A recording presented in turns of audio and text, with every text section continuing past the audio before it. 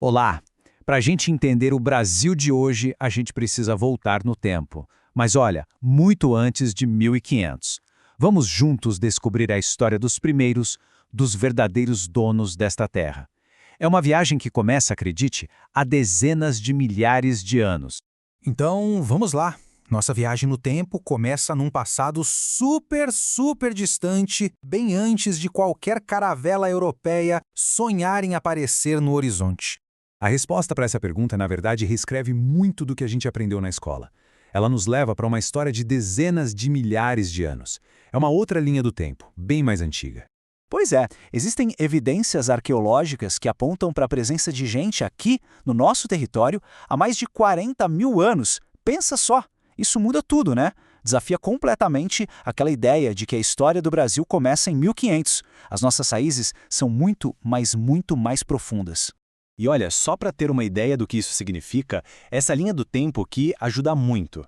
Culturas como a dos Guarani, por exemplo, eles já estavam aqui, super bem estabelecidos, com tudo estruturado há mais de 1000 anos antes dos portugueses chegarem.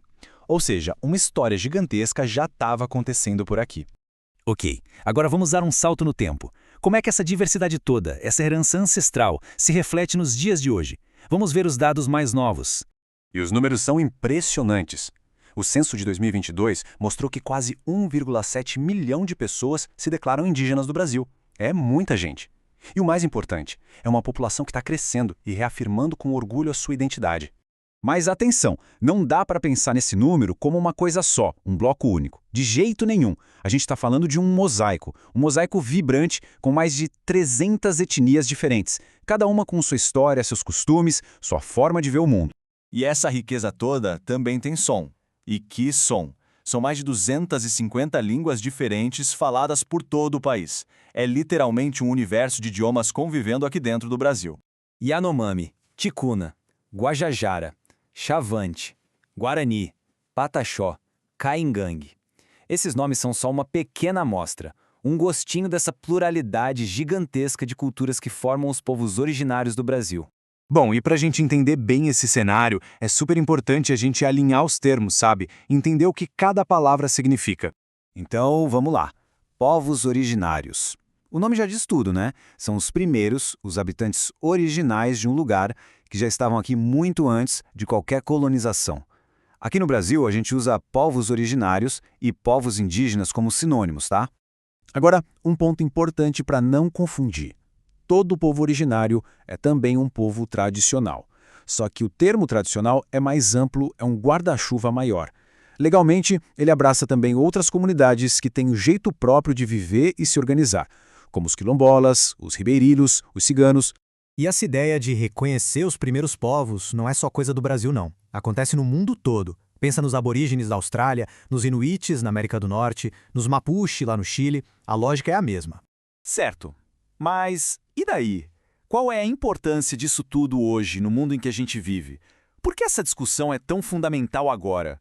A resposta, gente, está na terra, na conexão profunda que esses povos têm com ela. Eles são, hoje, peças-chave para a preservação do meio ambiente, porque vivem de um jeito muito mais sustentável, em harmonia com a natureza. A importância deles é gigante e tem vários lados. As terras indígenas, por exemplo, são verdadeiras barreiras contra o desmatamento.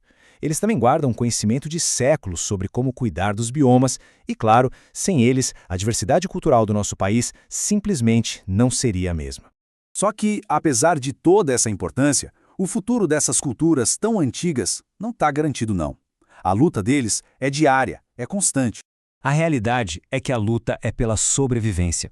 Muitos povos e principalmente muitas línguas correm um risco seríssimo de desaparecer. E quando uma língua morre, vai junto com ela todo o universo de conhecimento, de história.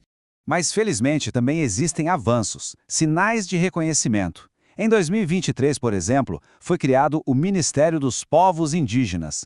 Um passo histórico, um marco muito importante para proteger os direitos e os interesses deles. E tudo isso nos deixa com uma pergunta para pensar, né? Depois de tantos séculos de luta, de resistência, será que o Brasil vai conseguir finalmente garantir que essas culturas milenares não só sobrevivam, mas que possam florescer para as próximas gerações? Bom, o futuro dessa história ainda está sendo escrito.